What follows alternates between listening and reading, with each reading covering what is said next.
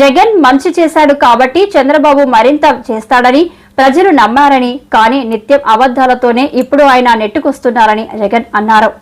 మంచి చేశాం కాబట్టే ఇవాళ వైసీపీ నేతలు గర్వంగా ప్రజల్లోకి వెళ్లగలుగుతున్నారని ఉమ్మడి కర్నూలు జిల్లా నేతలు ఉద్దేశించి ఆయన వ్యాఖ్యానించారు. ఈరోజు మనమంతా కూడా ఇలా కలవడం చాలా సంతోషంగా ఉంది. ఒకవైపున నేను ఒకటి చెప్తా ఉన్నా, వైఎస్ఆర్ కాంగ్రెస్ పార్టీకి మొట్టమొదట బీజం ఎక్కడ పడింది అని అంటే కర్నూలు జిల్లా నల్ల కాలువలోనే పడింది.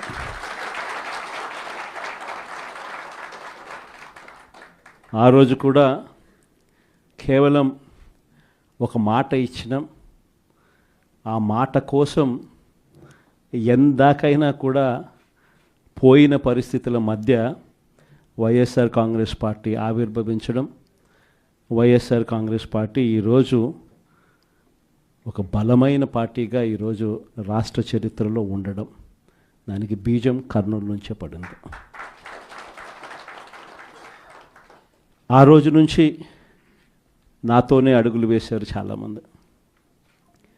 ప్రతి అడుగులోనూ కూడా ఆ రోజు పార్టీ పెట్టిన రోజు నుంచి ఈ రోజు వరకు గమనిస్తే కూడా మన పార్టీకి ఎవరైనా కూడా సిద్ధాంతం ఏమిటి అని చెప్పి ఎవరైనా కూడా వైఎస్ఆర్ కాంగ్రెస్ పార్టీ ఐడియాలజీ ఏమిటి, సిద్ధాంతం ఏమిటి అని ఎవరైనా ఒక్కసారి కళ్ళు మూసుకొని ఆలోచన చేస్తే కంటికి కనిపించేది రెండు కనిపిస్తాయి. ఒకటి, విలువలతో కూడిన రాజకీయాలు చేయడం. రెండవది, విశ్వసనీయత అన్న పదానికి అర్థం చెప్పిన పార్టీ ఏదైనా రాష్ట్ర చరిత్రలో ఉంది అంటే అది వైఎస్ఆర్ కాంగ్రెస్ పార్టీ అని చెప్పి కూడా గర్వంగా చెప్తాం. నిజంగా ఈ రెండు పదాలే వైఎస్ఆర్ కాంగ్రెస్ పార్టీ నడిపించి, అదే మాదిరిగా ఒక నాయకుడిగా గట్టిగా ఈ సిద్ధాంతాలను నమ్మి ఒక నాయకుడిగా అడుగులు ముందుకు వేశాను. నాలో ఈ గుణాలను చూసి మీరంతా కూడా నాకు తోడుగా ఇన్ని సంవత్సరాల పాటు అడుగు వేశారు. ఈరోజు నేను ఒకటి చెప్తా ఉన్నా, రాజకీయాలలో గెలుస్తాం ఓడిపోతాం ఇది వేరే విషయాలు.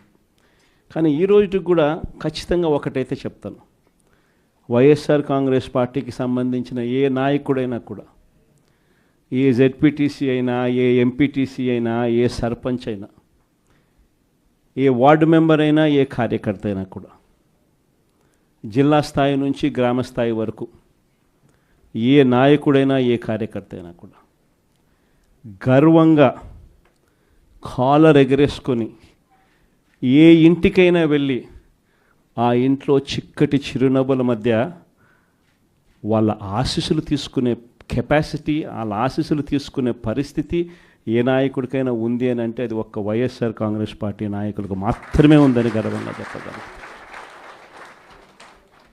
ఎందుకనంటే మనం రాకమునుపు రాజకీయాలు ఒక మాదిరిగా ఉండి, మనం వచ్చిన తర్వాత రాజకీయాలకు అర్థం ఇది అని చెప్పి తిరగరాసిన చరిత్ర ఏ పార్టీకైనా ఉంది అని అంటే అది ఒక వైఎస్ఆర్ కాంగ్రెస్ పార్టీకి మాత్రమే ఉంది అని కూడా గర్వంగా చెప్పగలుగుతాం.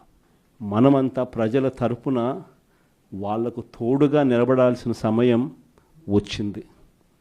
గ్రామ స్థాయి నుంచి మనం బలోపేతం, మళ్ళీ ఆర్గనైజ్డ్గా బలోపేతం జరగాలి. జిల్లా స్థాయిలోనూ, మండల స్థాయిలోనూ, గ్రామ స్థాయిలోనూ, ప్రతి స్థాయిలోనూ కూడా మనమంతా కూడా క్యాడర్ను మొత్తం ఏకం చేయాలి, ఆర్గనైజ్డ్ పద్ధతిలోకి తీసుకొని రావాలి. ప్రతి సమస్యలోనూ ప్రజలకు తోడుగా ఉండే కార్యక్రమం ముమ్మరంగా అడుగులు వేయాల్సిన అవసరం వచ్చింది. ఈరోజు జరుగుతూ ఉన్న పరిస్థితులు, విషయాలు కూడా మీ అందరికీ కూడా తెలుసు. రెడ్ బుక్ రాజ్యాంగంలో ఎలా జరుగుతూ ఉన్నాయన్నది కూడా మీ అందరికీ కూడా తెలుసు. చంద్రబాబు నాయుడు గారు అనే వ్యక్తి ముఖ్యమంత్రిగా ఉన్నాడు. మామూలుగా ముఖ్యమంత్రిగా ఉన్న వ్యక్తికి ఒక హుందాతనం ఉంటుంది. ఈ మనిషికి ఆ హుందాతనం లేదు. ఈ మనిషికి ఏదైనా కూడా తాను ముఖ్యమంత్రి కాబట్టి ఏ పదవైనా తనకే కావాలి, తనకు సంఖ్యాబలం లేకపోయినా తనకే కావాలి అన్న అహంకారంతో ఈరోజు చంద్రబాబు నాయుడు రెడ్ బుక్ పాలన సాగిస్తూ ఉన్నాడు. 57 చోట్ల జరిగితే 7 చోట్ల ఎన్నికను వాయిదా వేశారు. ఎందుకనంటే అక్కడ చంద్రబాబు నాయుడుకు గెలిచే వాతావరణం కనిపించక ఆ 7 చోట్ల ఎన్నికలు వాయిదా చేశాడు. మరో 50 చోట్ల ఎన్నిక పెట్టని పరిస్థితి, పెట్టాల్సిన పరిస్థితిలో, ఖచ్చితంగా పెట్టాల్సిన పరిస్థితిలో, ఎన్నికలు జరపాల్సిన పరిస్థితిలో జరపాల్సి వచ్చింది. ఆ వచ్చిన చోట్ల కూడా 50 చోట్లలో 39 చోట్ల వైఎస్ఆర్సీపీ క్యాడర్ తెగింపుతో గట్టిగా నిలబడింది. నిజంగా ఆ తెగింపు వైఎస్ఆర్సీపీ క్యాడర్ చూపించింది కాబట్టి చంద్రబాబు నాయుడు గారు ఏమీ చేయలేకపోయాడు. ఎంత దారుణంగా చంద్రబాబు నాయుడు గారు అనే వ్యక్తి ప్రవర్తిస్తూ ఉన్నాడు అన్నదానికి నిదర్శనం. ఎక్కడా కూడా చంద్రబాబు నాయుడు గారికి మెజారిటీ లేదు. ప్రతి చోట కూడా వైఎస్ఆర్సీపీ కోవిడ్ తర్వాత జరిగిన ఎన్నికలు, అంటే 2 ఏళ్ల తర్వాత జరిగిన ఎన్నికల్లో, 2.5 సంవత్సరం 2.5 సంవత్సరం తర్వాత ఎన్నికలు జరిగాయి. ఆ ఎన్నికల్లో వైఎస్ఆర్ కాంగ్రెస్ పార్టీ స్వీప్ చేసిన పరిస్థితులు మనందరికీ కూడా తెలుసు.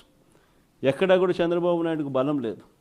బలం లేకపోయినా కూడా చంద్రబాబు నాయుడు గారు ఆయనకున్న అహంకారంతో ప్రలోభాలు పెడుతూ, భయపెడుతూ, ఉచ్చల విడిగా ఏ రకంగా చంద్రబాబు నాయుడు గారు రెడ్ బుక్ రాజ్యాంగంలో ప్రతి పదవి తనకే కావాలి అని చెప్పి తపన పడుతూ చంద్రబాబు నాయుడు గారు ఏ రకంగా చేశారు అన్నది మనమంతా కూడా చూసాం.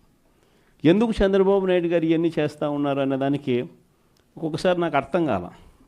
ఎందుకు అబ్బాయి మనిషికి బలం లేదు, సంఖ్యాబలం లేదు, లేకపోయినా కూడా ఎందుకు ఇంత దౌర్జన్యాలు చేస్తా, ఇంత అప్రజాస్వామికంగా ఎందుకు చేస్తూ ఉన్నాడు అని చెప్పి. ఎందుకు చేస్తూ ఉన్నాడో తెలుసా? కారణం వైఎస్ఆర్ కాంగ్రెస్ పార్టీ అంటే చంద్రబాబు నాయుడుకు భయం. వైఎస్ఆర్ పార్టీ కార్యకర్త అంటే చంద్రబాబు నాయుడు గారికి భయం. ఎందుకనంటే చంద్రబాబు నాయుడు గారు సూపర్ 6 ఫెయిల్ అయ్యాడు, సూపర్ 7 ఫెయిల్ అయినాడు. చంద్రబాబు నాయుడు గారి పాలనలో వ్యవస్థలన్నీ కూడా పూర్తిగా నీరు గారిపోయినాయి. ఇలాంటి పరిస్థితిలో ప్రజలందరూ కూడా తెలుగుదేశం పార్టీకి సంబంధించిన క్యాడర్ ఎవరూ కూడా ప్రజల దగ్గరికి వెళ్ళే పరిస్థితి లేదు. చంద్రబాబు నాయుడు గారి క్యాడర్, ఆయనకు సంబంధించిన ఎంపీటీసీలు కానీ, ఆయనకు సంబంధించిన కార్యకర్త కానీ ఎవరైనా కూడా ప్రజల దగ్గరికి వెళ్తే ఇంట్లో నుంచి చిన్న పిల్లలు సైతం క్యాడర్ను కూడా తిరగనిచ్చే పరిస్థితి ఉండదు. క్యాడర్ను సైతం, చిన్నపిల్లలు సైతం ఇంటికి పోతూనే మా 15,000 సంగతి ఏమిటి అంటారు. అమ్మలు మా 18,000 సంగతి ఏంటి అని అంటారు. వాళ్ళ అమ్మలు మా 48,000 సంగతి ఏమిటి అంటారు. ఇంట్లో రైతన్నలు